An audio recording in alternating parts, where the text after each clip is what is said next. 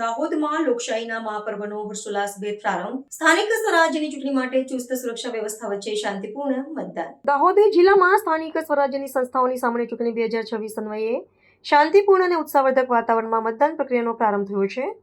દાહોદ નગરપાલિકા, જિલ્લા પંચાયત અને તમામ તાલુકા પંચાયતો માટે સવારથી જ નાગરિકો મોટી સંખ્યામાં મતદાન મથકો પર ઉમટી પડી લોકશાહીના મહાપર્વમાં હર્ષોલ્લાસભેર સહભાગી થઈ રહ્યા છે. જિલ્લા ચૂંટણી અધિકારી અને સમાહર્તા શ્રી યોગેશ નિર્ગુડેના સીધા માર્ગદર્શન હેઠળ સમય વહીવટીતંત્ર દ્વારા સુચારુ વ્યવસ્થા ગોઠવવામાં આવી છે.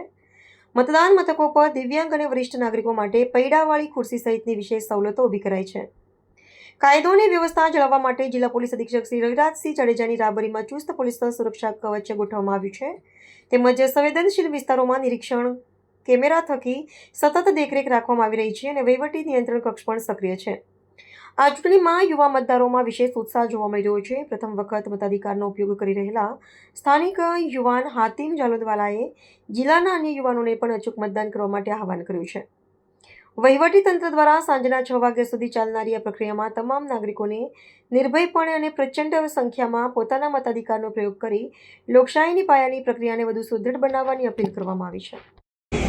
મારું નામ હાતિમ જાલોદવાલા છે. હું પહેલી વાર આજે વોટ આપવા આવ્યો છું. તો હું દાહોદના તમામ યુવકોને કહેવા માગું છું કે બધા વોટ કરવા આવે. ઘણું સારું એક્સપિરિયન્સ રહ્યું.